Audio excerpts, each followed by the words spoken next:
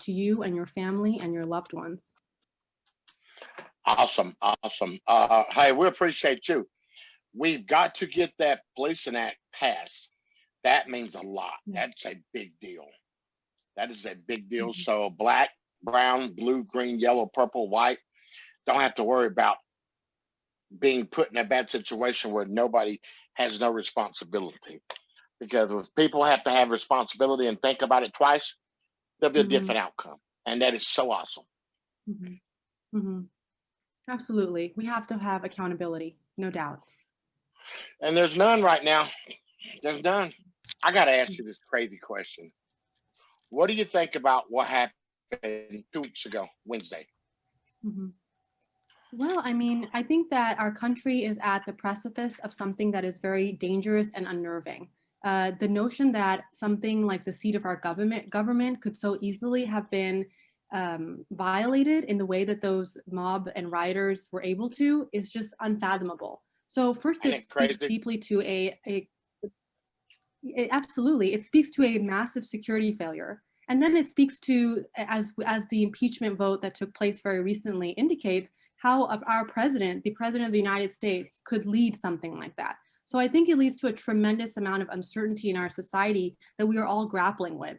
And I think it leaves us with a question of, are we at the end of something, and are we going to be able to stitch up our country and move past this? Or are we at the beginning of something and continuing to see a downward spiral? And that's not something that anyone can clearly answer right now. So we're definitely, I know that the Congress member is deeply concerned. As I'm sure you saw, she voted in support of impeachment. She believes we need to hold the president accountable to a T.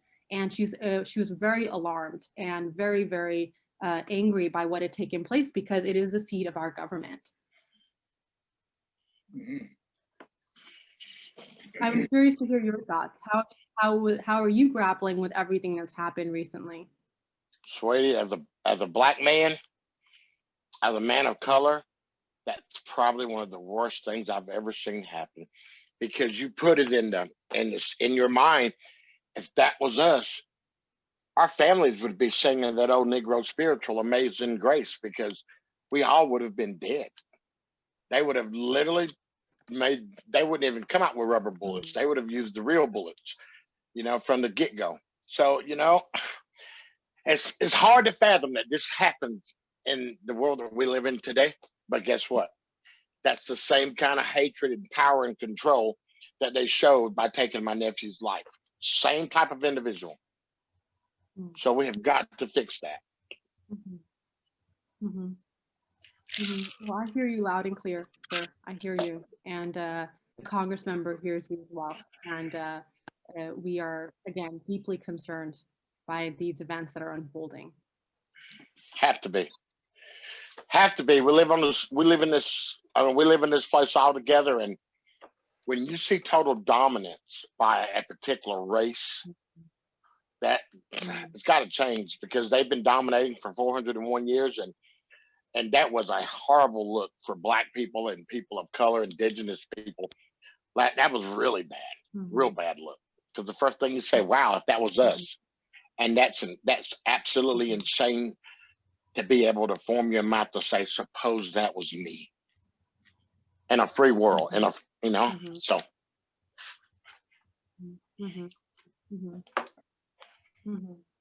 Yeah. I think in reading a lot of the news and analysis on this, we definitely can.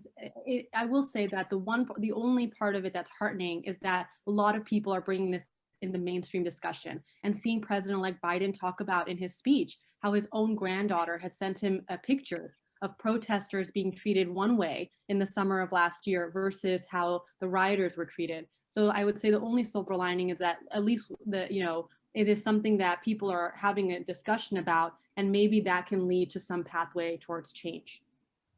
There's two types of people. There's the person that can't read, that don't understand, and then there's the person that don't want to read. Well, in essence, you can see it, but they don't want to see what's going on. And if you can't see it now, you are blind. You're not blind in eyes, you're blind in soul and heart. Because there's a lot of blind people in this world. Well, Councilwoman, I am Melvin Lars. I am manager for Selwyn. This is his first cousin, George's first cousin at the bottom, Paris.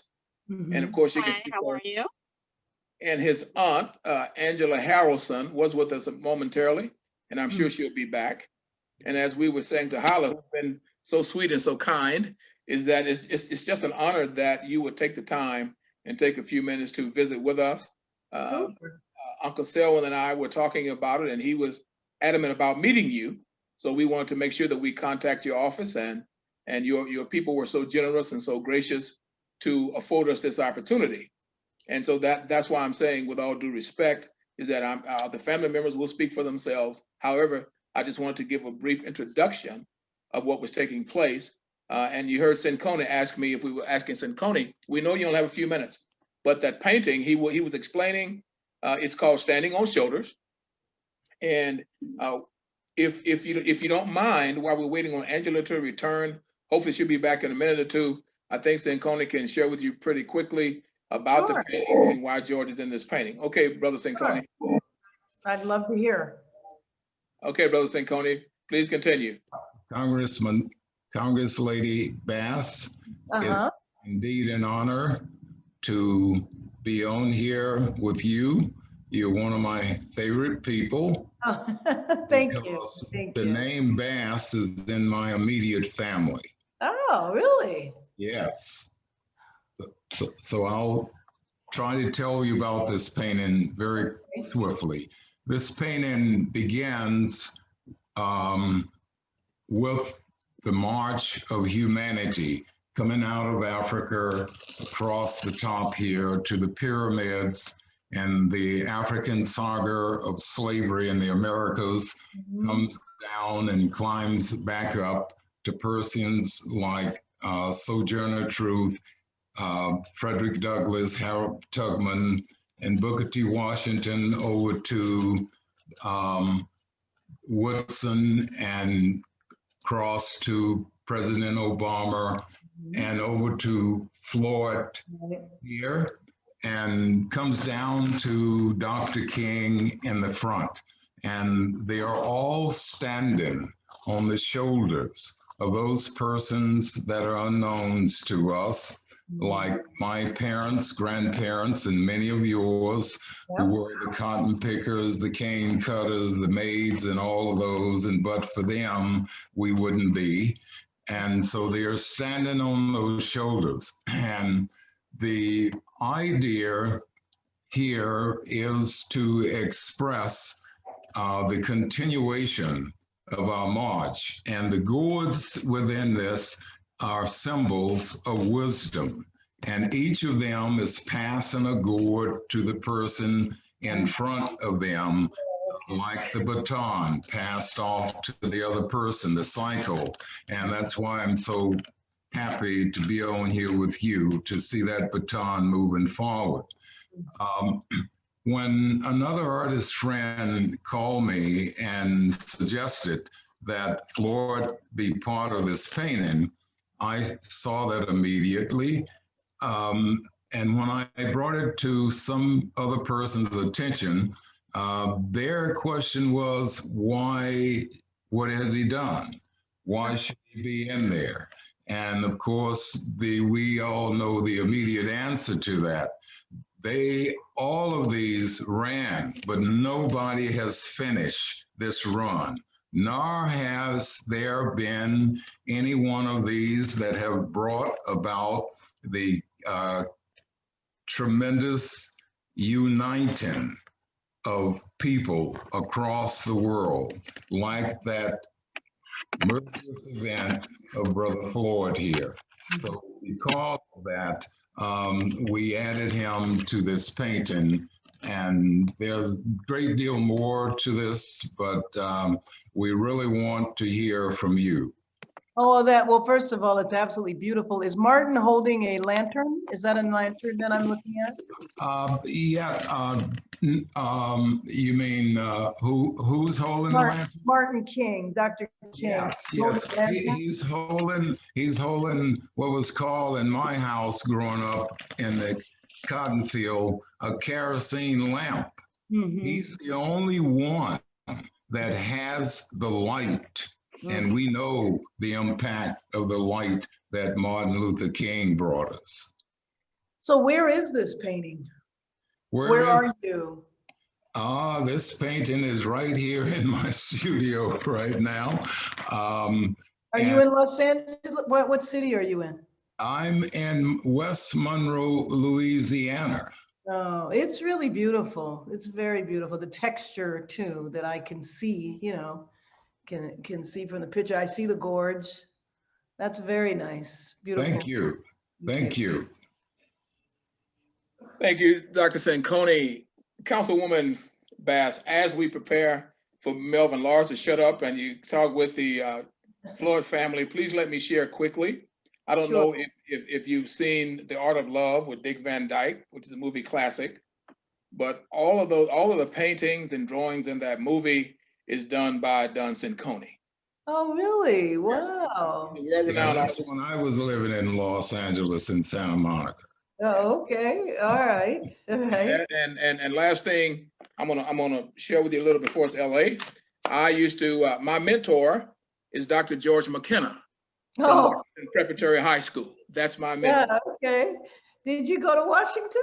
No, I worked there. I worked there with Dr. McKenna. I thought I could be a professional football player, and the Raiders thought differently, so I had to get a regular job. Well, that's nice, and Dr. McKenna's a dear friend, so that's really great to know. Ask him about Melvin Lars. That is my guy. I will. I definitely will. Okay, family, I'm shutting up. I see Angela has joined us, Councilwoman, and Paris has been here a while, and Selwyn has been here a while. So I'm shutting up and let you guys do what you need to do. Okay. Let's let my sister speak first. Hi, I'm Angela Harrelson. I'm George Floyd's aunt. It's very nice to meet you, Miss Karen. Thank you. And I heard about the work, and my brother Selwyn told me about the George Floyd Justice and Police Acts, and I was very honored to hear that was something that you would also wanted to stand behind on. And he told me about that. I said, wow, I gotta get on this, see what's going on, And so I'm glad to be here, and it's a pleasure to meet you.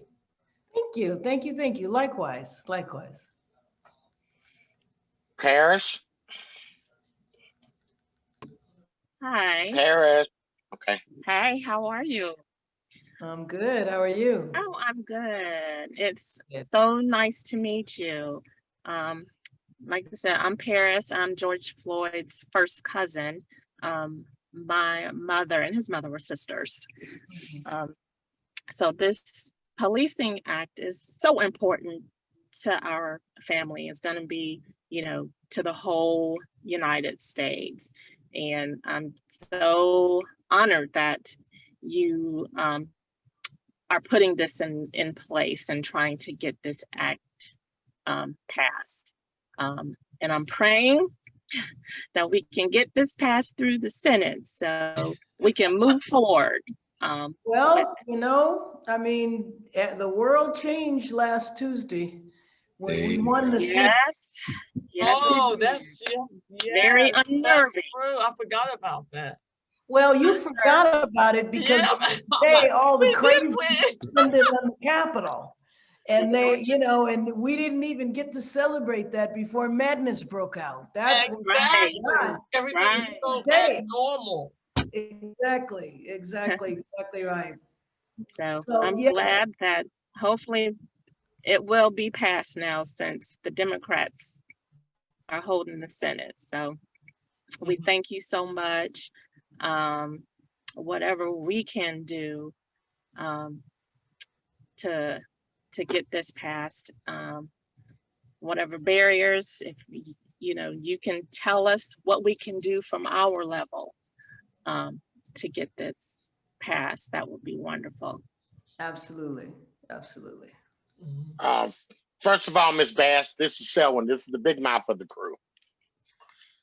You will not, Don Sanconi, you will not give her your address because we already know the deal is on that painting. Second of all, Miss Bass, it is look at that beautiful painting. But second of all, Miss Bass, it is absolutely an honor to meet such a powerful, strong individual that has been battling for our race for many, many, many years. And you look like you're like 35. So whatever you're doing is a good thing. So, you know, what do you think the impact would be when this bill gets passed? Well, actually, let me start a little before that. I think first of all, the bill is really important, and it is the first time in Congress that we passed a bill. Now, you know, we're in a new Congress now. Every 2 years, it's a brand new Congress, so we have to introduce the bill all over again. But when we passed it the last time, you know, that was the first time that Congress had done such transformative legislation. That was the first time. And, you know, we got all of the Democrats and we got 3 Republicans, but I will tell you that that's not a small matter because, you know, I mean, the Black Democrats, the Latino Democrats, well, sure, you're going to get them. But that we got the white Democrats, we got the other Democrats to vote for this. That was, you know, a really big deal. And, you know, your family member, and it's so sad that he changed the world by losing his life, you know, it is. And because of his daughter's requests, that's why the bill was named that. The bill was called the Justice and Policing Act. But when Mr. Floyd's daughter made the request of the speaker, she granted it, and we've changed the name, you know, of the bill. So it will be transformative, and I'll tell you why. You know, when we see the police killing us all the time, you kind of just feel hopeless in the sense that, you know, well, this will never change because this is the way police are. What we don't realize is that there's specific laws that are put in place that allow police to kill like that and never be charged. Mm-hmm. And so we're trying to change those laws. Like, for example, you know, a police officer basically has immunity and you can't sue him. So there's no personal liability. And then you can't prosecute them because the bar to prosecute a police officer is so high, you have to prove what was in their mind. So we lowered the bar to say, I don't care what's in their mind. If they were reckless, that man who put his knee on your family member's neck was reckless. Just like if he had been driving a car at 120 miles. I don't care what the person's thinking. The point is, it's reckless. So when the bill is signed by President Biden, then it'll be easier to prosecute officers. And I happen to believe that if you can sue them and prosecute them, maybe they'll think twice before they choke you out or shoot you. The other thing is that you remember Tamir Rice. He was only 12 years old. Oh, when he was killed, because, you know, Black people, it doesn't matter even if you're 5 years old, Black people are scary. Now, you know, 1,000 white people storming the Capitol, well, they're not scary. But anyway, so Tamir, the police officer that killed Tamir, had worked for an adjacent police department. He had been fired because they said he had a propensity to violence and he was unstable. So they fired him. So he just walks down the street, gets hired, and then kills somebody. And when he stopped, he killed Tamir in less than a minute. And so our bill calls for a registry, a database of officers that racially profile are brutal. Our bill calls for standards. You know, we all go and get our hair done, and the beautician has to have a license and training. A police officer has training, but the standards are different. We have 18,000 police departments, so we have 18,000 standards. So we want to have uniform standards, uniform accreditation. And so those are some of the things that are in the bill. There's a lot of other things in the bill too, but I think some of those are some of the most important features of the bill. So what we have to deal with right now is all these people dying from COVID. So I think it'll be a bit before we get back to policing, but I think it'll be within his first 100 days. And we will absolutely let you know way ahead of time. We'll make sure that you know, because you all could play an extremely important role by lifting up George, his life, talking about him. You know, those things are really important, getting his name back out there, associating it with him. Because I have to tell you, you know, I had said this before, I was at the memorial service in Houston. And, you know, and I looked up and I saw that Mr. Floyd was born in 1973. That's how long I've been working on this issue. Mm. I mean, that's 47 years. Wow. And in Los Angeles, we had a real crazy police chief. When they would choke you out and you would die, you know, they were killing Black people with chokeholds. And he had a press conference and he tried to convince the public that the reason why so many Black people were dying is because the veins in our neck don't open the same way normal people do. That's what we were dealing with. Oh my goodness. It's like the extra bone in the leg. Say that again? Yeah, and an extra bone in the leg, right? Yeah. Right, exactly. And Wow. so, you know, but what happened to Mr. Floyd was so horrific. Everybody watched it. I can't watch it. I mean, anyway, to see somebody tortured before your very eyes and killed. So no one raised, because we've been watching Black people killed on video now for a while, you know? I mean, when Rodney King got beat, I mean, this is mean to say, but we were kind of happy in LA that at least it was on video, so people couldn't say it didn't happen. So, but the thing about it is that prior to Mr. Floyd, people would say things like, well, we don't really know what happened before the video started. And we don't really know who this person was. I don't care who the person was. You know, what about Dustin Roof or whatever that guy's name that killed all of the people in the church? Yeah, Dylan Roof. Yeah. I mean, he killed 9 people. They took him to lunch. Remember that? They took him to Burger King, got him a hamburger. Yeah. And gave him a glass of water. Right. And so, but with Mr. Floyd, that being so egregious, people really couldn't say anything. You didn't need to ask what happened before the tape. You saw what happened over 9 minutes. Right. And so because of that, it really changed everything. It was like, you know, I mean, I come from earthquake country, so, you know, I would measure it on the Richter scale in terms of it being a very, very, very strong earthquake to people's consciousness. And it was the first time in my life, having worked on these issues for so long, that I heard people make a connection between what happened to an individual with a rotten system, with systemic racism. Never heard people utter that phrase before. Oh, they would never have. Oh my God, you are so right, because even for especially white people to even say the word systemic racism was back then a taboo.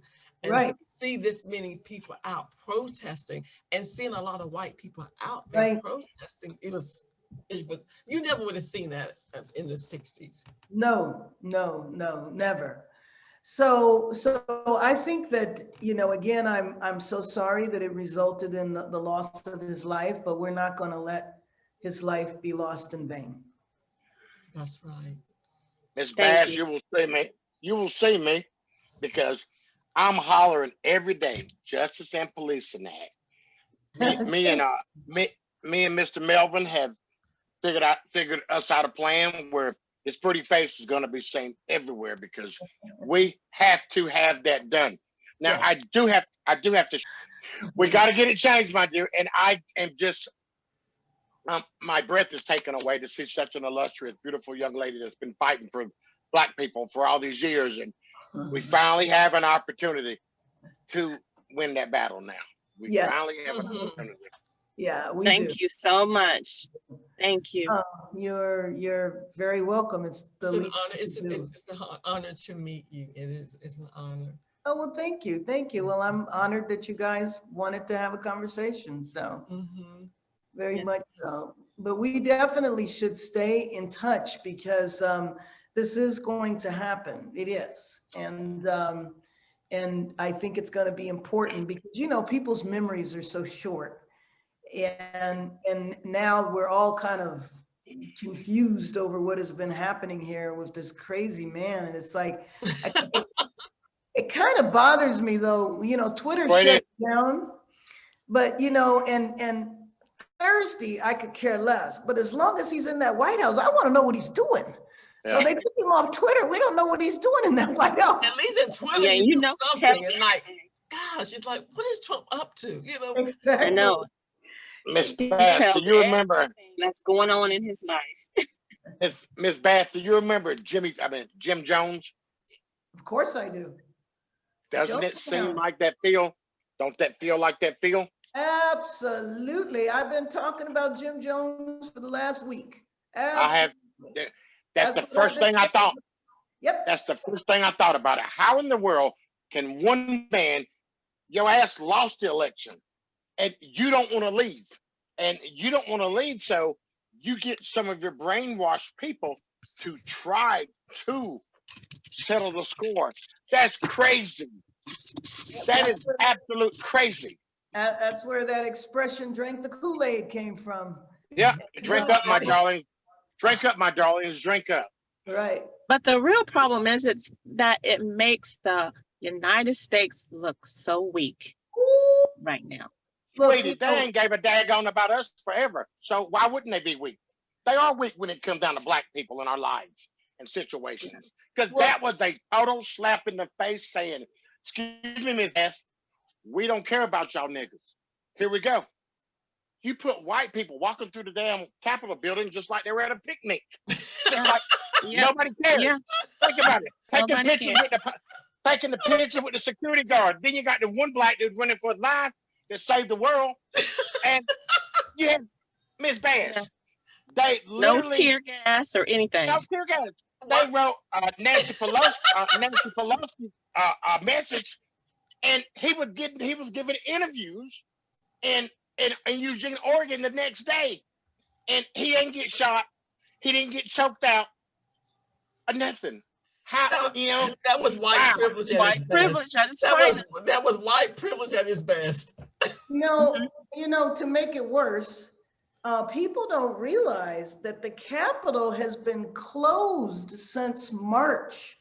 The Capitol is a ghost town, right, Hala?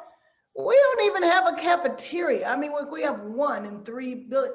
No one's there. 90% of the staff is not there. So the idea that these people thought they could just walk in, the guy that stole Nancy Pelosi's podium? Yeah. They arrested him. They arrested him. That sucker's out on $25,000 bail. Yeah. Oh, God, Miss Bass. Think about this now. Think about this. You commit armed robbery in front of 300 million people, and this dude kills my nephew in front of 6 billion people, and his ass is out at the beach in Miami. He's in Florida at the beach. How does that work in this world? Oh, wait a minute. Wait a minute. The officer is out? Yeah. Choker's been out for a month and a half. He's in Florida. I didn't know that. Yeah. Well, God, it took them 8 days to even make an arrest. I know. Yeah. Well, the only reason they made an arrest is because of hell. We burnt the police station down. People were sick and tired of being sick and tired, right. And they knew they had to do something. Something had to be done to make a decision. They're either gonna tear the town down, or you're gonna arrest this white man that just murdered this black man in the middle of the street. That's right. So yeah, and my honest opinion is because I've been black for 54 years. My sister's been black for 39 years. My niece has been black for 25 years. Thank you very much. What we know, what I know is the system has always been wrong, has been flawed. So we don't want normal, because normal is a white man murders a black guy, gets out.